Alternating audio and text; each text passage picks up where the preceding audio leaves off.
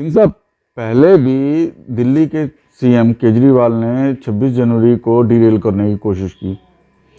अब जो धमकी दी जा रही है कि दिल्ली की, ये सिख फॉर जस्टिस के द्वारा, कि दिल्ली की बिजली काट दी जाए, आपके विचार में इन समस्याओं का समाधान क्या है? बिल्कुल आपने सही याद दिलाया। 2000 जनवरी 2004 यही वक्त था। हाँ बिल्कुल। 2014 में केजरीवाल ने वो रेल भवन के पास इसने अपना पूरा वो डेरा जमा रखा था। डेरा हाँ। डेरा जमा रखा था। और ऐसा वैसा डेरा नहीं, वो भी मुझे लगता है कि ये बहुत दिन से ऐसी चीज़ों की प्रैक्टिस कर रहे हैं। बहुत दिन से ये प्रैक्टिस कर रहे हैं। उस समय भी आप अगर याद करेंगे तो वहाँ तंबू लगाए गए थे, मैट्रेस आए थे, वहाँ पर पैक्ड खाना आ रहा था, कॉफ़ी पी रहे थे लोग, वो सारा कुछ इंतज़ाम था। और ये बार बार कह रहा था कि ये रिपब्लिक डे परेड नहीं होने देंगे। जगह बदलने की ये बात कर रहा था उस समय भी। बिल्कुल लग रहा है कि जैसे अभी के ये ना, इसका रिहर्सल पहले हुआ था। और उस समय भी हम लोग एंग्जाइटी से गुज़र रहे थे। ये बोल रहा था कि रिपब्लिक डे का क्या मतलब है, ये रिपब्लिक डे ये फार्स है, ये तमाम ऐसी बातें कर रहा था। और तब मुझे ये मालूम है कि प्रणब मुखर्जी ने एक अल्टीमेटम भेजा था सरकार को एज प्रेसिडेंट कि अगर रिपब्लिक डे परेड को कुछ हुआ तो और जो उस समय आर्मी चीफ थे उन्होंने भी ये बात उठाई थी, तब जाके इस आदमी को किसी तरीके से उठा के इसको वहाँ से बाहर किया गया था। तो वो एक रिहर्सल था, but the level of anxiety वो सेम। क्योंकि ये आदमी इस तरह के नारे लगा रहा था कि पूरे मतलब हिंदुस्तान से लोग यहाँ पे इकट्ठा हो जाएं। अब आप सोचो कि उस आह्वान पे अगर जैसे आज ये ट्रैक्टर की रैली में कर रहे हैं, बस फ़र्क इतना ही है कि ये अभी दिल्ली से बाहर है, ये भी दिल्ली आने की मांग कर रहे हैं। उस समय भी ये कह रहे थे कि हमको इंडिया गेट आने का हमको ये मौका मिलना चाहिए, उधर हम लगाएंगे। उस समय भी सरकार इनको कह रही थी कि तुम जंतर मंतर पे चले जाओ। और एक बात बताओ साहब, कि जब रामदेव ने रामलीला मैदान में वो किया था तो आपने तो डंडे बरसा दिए थे आधी रात को। आधी रात को। तो रामलीला मैदान में था, वहाँ पर क्यों नहीं किया आपने? इसका मतलब कि अगर 2014 और वो बाबा रामदेव वाली देखो, ये विदेशी महिला ये तय करती थी। सरदार जी को तो कुछ मालूम ही नहीं था। सरदार जी को तो कुछ नहीं मालूम था कि हिंदुस्तान चल कैसे रहा है। उनको एक ही चीज़ मालूम था कि इंडो यूएस न्यूक्लियर डील होना है, ठीक है। और सरदार जी की ज़्यादा लॉयल्टी वर्ल्ड बैंक और आईएमएफ से रही है। तो सरदार जी को कोई खबर नहीं थी। ये महिला जो है, विदेशी महिला, वो तय कर रही थी कि बाबा रामदेव को डंडे मारो और इसको फैसिलिटेट करो, क्योंकि ये केजरीवाल तो उसका आदमी। आप समझ रहे हो बात? अब उसमें भी कैरेक्टर्स वही थे, यही योगेंद्र यादव, केजरीवाल, ठीक है ना। और आज भी वही लोग हैं, आज भी वही लोग हैं। तो क्या हम अपने पास से कुछ सीखते नहीं? लास्ट ईयर शाहीन कोई बाग के सबक नहीं दौरान लेते? भी था। कोई सबक नहीं लेते? आपने वो 2014 वाले से, और मैंने उस पर कई आर्टिकल्स भी लिखे थे, उस समय बात भी उठाए। उस समय सोशल मीडिया इतना वाइब्रेंट नहीं था, लेकिन उसने किया था, सोशल मीडिया का इस्तेमाल किया था मोबिलाइज करने के लिए लोगों को। तो आपने 2014 और इसके बीच में आपने कुछ नहीं सीखा। और मैं वही कह रहा हूँ कि आदरणीय प्रधानमंत्री से और उनकी जो वर्तमान सरकार जो है उससे, कि थोड़ा आपको ये सोचना चाहिए कि एक बार जाते ही उन बच्चों का सोचो जो 4 बजे सुबह उठ के वो परेड कर रहे हैं। उन बच्चों का सोचो जो कि इंडिया के क्रिकेट मैच जीतने पे वो गर्व महसूस करते हैं। उन बच्चों का जब जाके देखो आप एनसीसी कैंप में, वो जो मॉडल्स बनाते हैं और जितनी तैयारी करते हैं, उन कॉन्टिजेंट्स का सोचो, उनके लिए कितने ये प्राइड की बात है कि हम देश के रिपब्लिक डे परेड में हम हिस्सा ले रहे हैं। वो बालिकाओं से पूछो जो बिरला पब्लिक स्कूल से जो आती हैं वहाँ पे, जो जिनका बैंड हर साल होता है, उनसे पूछो जो लोग झांकियाँ बना रहे हैं अपने प्रांत की, उनसे पूछो। और आप उनके पूरे परिश्रम को ये कुछ चाइना परस्त लोग से गाली दिलवा रहे हो।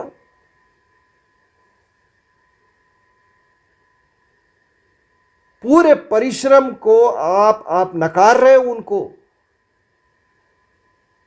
ये चाइना परस्त लोग और ये कौन सी वो है भाई? ये कौन सा प्रजातंत्र है?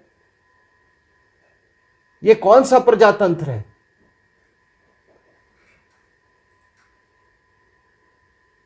और हमने फिर इस सरकार को 300 सीटों से ऊपर, लोगों ने 300 से ज्यादा सीटों से चुनकर क्यों भेजा है? 10 साल 15 साल से एक ही बंदा, वो कोई पाकिस्तान परस्त, कोई जिहादी परस्त, कोई चीन परस्त, आप ये कर रहे हैं। अब आपने पूछा कि इसका हल क्या है। देखिए, ये जो कह रहे हैं ना, ये हमको जी आप खालिस्तानी मत बोलो जी, हमको एंटी नेशनल मत बोलो जी, ये बोल रहे हैं ना। ये तत्व कोई नए नहीं है। 1950 में 1950 की बात है कि और ये एक दुर्गा दास की एक किताब लिखी हुई है, India from Curzon to Nehru and after. और दुर्गा दास के बारे में बता दूं, ये जो जर्नलिस्ट होते थे इंद्रजीत, जो गोरखालैंड से एमपी थे, उनके फादर थे। And he covered India from 1918। तो उन्होंने एक वो कहा कि आज़ादी के बाद सरदार पटेल जब गृह मंत्री थे, तो उस समय ये तेलंगाना में ये कम्युनिस्ट का रिवोल्ट हुआ।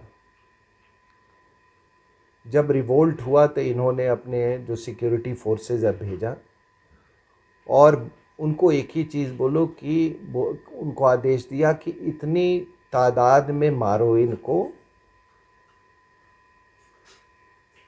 जितनी की ज़रूरत हो इनके दिमाग ठिकाने लाने के लिए। हज़ारों कम्युनिस्ट मारे गए और फिर वो रिवोल्ट जो है, विद्रोह, वो शांत हुआ। फिर इन्होंने कहा यार ये तो बड़ा महंगा पड़ा हमको।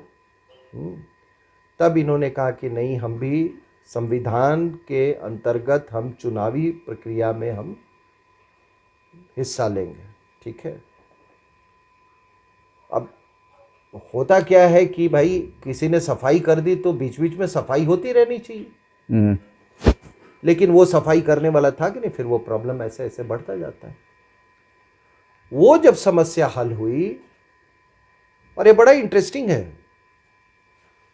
तो एक मास्टर तारा सिंह थे, उन्होंने खालिस्तान का पहले डिमांड लगाया था। नेहरू को फिर उन्होंने आश्वासन दिया कि नहीं, ये खालिस्तान का हम ड्रॉप करते। फिर भी वो आए पटेल के पास और वो पटेल को आजमाना चाहते थे। ठीक है। अब लौह पुरुष को आजमाना, वो तो पॉलिटिशियन भी थे और वो भी थे, तो लॉ आयरन मैन को आजमाने की कोशिश की। तो उन्होंने कहा कि ऐसा है कि हमको एक रिलीजियो पॉलिटिकल एक आइडेंटिटी चाहिए। हम सिखों का एक हम प्रांत बनाएंगे। ठीक है। जिसमें कि गुरुमुखी भाषा होगी। तो सरदार पटेल सुन रहे थे, आराम, उसको बड़े इत्मीनान से सुन रहे थे उनको। उन्होंने कहा कि हाँ, चलिए आगे कहिए। और उन्होंने कहा कि सेंट्रल सर्विसेज में हमारे पॉपुलेशन के मुताबिक, हमारी जनसंख्या के मुताबिक हमको रिप्रेजेंटेशन होना चाहिए। तो सरदार ने कहा कि बिल्कुल मिलेगा आपको, लेकिन ये फॉर्मूला फिर आर्मी पे भी अप्लाई करे होगा।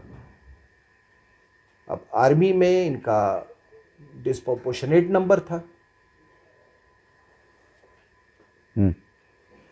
भाई एंग्लो सिख वॉर के बाद, जब 1857 के बाद, आपको मालूम है कि रिक्रूटमेंट दो एरियाज में ज़्यादा हुई, एक पंजाब में और नेपाल से। ये दो एरियाज में ज़्यादा ये हुई थी। तो उन्हें कहा कि ये वहाँ भी लागू होगा। तो जब तारा सिंह ने यह सुना तो उनको बात समझ में आ गई। ये जो होते हैं ना, ये इनको बात भी बहुत जल्दी समझ में आ जाती है। डंडे की आवश्यकता है, ठीक है ना। उसके बाद इन्होंने कहा कि दिल्ली चलो।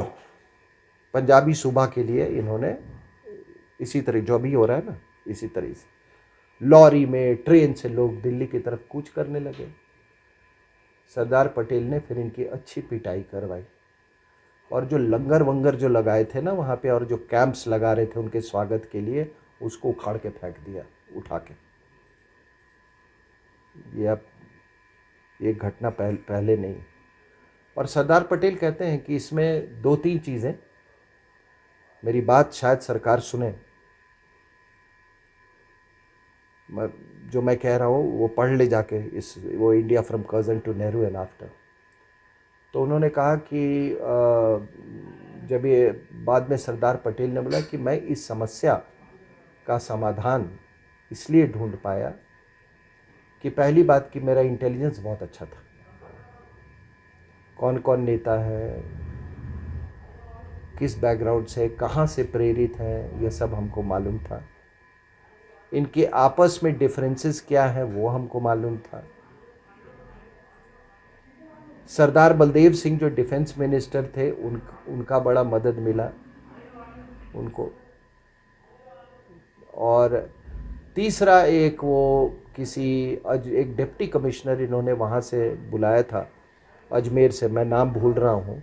वो ये ऐसे सिचुएशंस को हैंडल करने में वो बड़ी काबिलियत रखता था, उसको इन्होंने तो इंटेलिजेंस, गुड पेनिट्रेशन, और ऑफ कोर्स नेगोशिएटिंग स्किल्स, और डंडा, फर्म हैंड डंडा, ठीक है।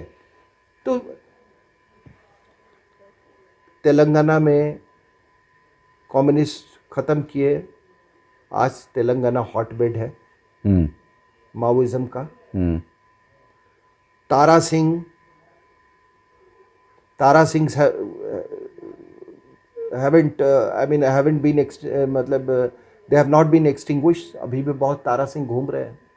स्वरूप बदला है क्योंकि बीच बीच में लोगों ने सफाई नहीं की। एक्सटर्नल फ्रंट पे तो युद्ध होते रहते हैं। पाकिस्तान से एक युद्ध हुआ, दूसरा युद्ध हुआ, तीसरा युद्ध हुआ, फिर कारगिल हुआ, उसके बाद ये बालाकोट हुआ। तो बीच बीच में सफाई चलती रही है, ठीक है, एक्सटर्नल उस पे। लेकिन इंटरनली हमको इंटरनल थ्रेट का मालूम ही नहीं है कि इंटरनल थ्रेट को डील कैसे करना है। लेकिन इनको बहुत क्लियर है। 2014 में केजरीवाल को देखो और जो अभी हो रहा है, वो एक रिहर्सल था। उसने तो फिर वो कब्जा कर लिया वो। उसके बाद केजरीवाल वो बॉर्डर स्टेट्स क्यों ज़्यादा तवज्जो दे रहा था, राजस्थान पे और पंजाब में, ताकि उसका लिंक तो है ही पाकिस्तान से, वो डायरेक्ट ये उसका लिंकेज हो जाए, फिजिकल लिंकेज हो जाए। तो ये चीज़ें 2014 और 2020-21 के बीच में अगर आपने नहीं सीखा, लेकिन वो ये तत्व तो उस समय भी थे, ये आज से थोड़ी तत्व है। तीसरी बात कि ये जितनी ये विदेशी विचारधारा हो, उन सबको आपको बैन करना होगा, चाहे वो जिहादिज्म हो, माओइज्म और माओइज्म हो। तेलंगाना में जो कम्युनिस्ट थे वो माओवादी नक्सलाइट बन गए, जो रजाकार थे वो पॉपुलर फ्रंट ऑफ इंडिया बन गया, और ये तारा सिंह वाला ग्रुप अभी यहां बैठा हुआ है। तो आपको ये क्लियर होना चाहिए कि आपका ने अब आप पूछते हैं कि फाइनली हल क्या है। हल आपको बताते हैं।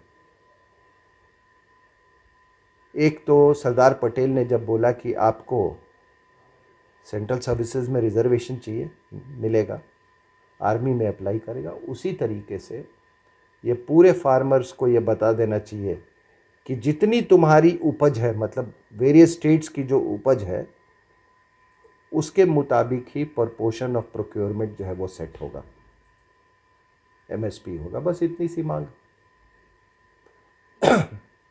मैं भी फार्मर हूँ, मेरा स्टेट का जो प्रोडक्शन है उसके मुताबिक आप कोटा बांध दें। इसमें ये तो कह रहे हैं ना कि पूरे किसानों का ये है, ये बात लोग उठाएं।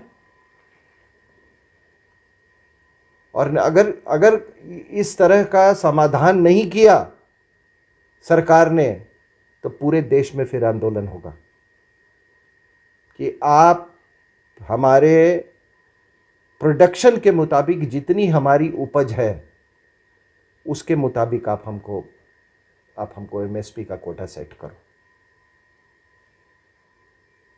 क्यों हम लोग को नहीं, बिहार, क्योंकि बिहार के लोग ज़्यादा नहीं है कि हम आइसक्रीम बेचने कनाडा नहीं गए, हम तो तुम्हारे यहाँ जाके हमारे लोग नौकरी करते हैं। और आजकल तो पंजाब से हार्वेस्टर लेके मेरे यहाँ पैसे कमाने आते हैं लोग। मैंने खुद अभी एम्प्लॉय किया है इनको पंजाब से। ये जो कह रहे हैं ना हमारे यहाँ से जाते हैं ज़रूर, और असली खेती एग्रीकल्चरिस्ट वही लोग हैं। और ये नहीं इनके फसल कटने का टाइम, हमारे फसल कटने के टाइम में थोड़ा अंतर है, तो वहाँ काट के फिर यहाँ आते हैं काटने वो, ठीक है। तो असली मेहनत तो करने वाले वो हैं। हम भी उनके यहाँ, ये जितने अभी हार्वेस्टर जो है ये काफ़ी मात्रा में पंजाब से आते हैं, हमने भी उनको एम्प्लॉयमेंट दे रखा है, तो उसमें क्या बात है। लेकिन ये हमारी बेसिक यही इसका सल्यूशन है कि जिसका जितना प्रोडक्शन हो उसी प्रपोर्शन में एमएसपी का कोटा सेट होना चाहिए।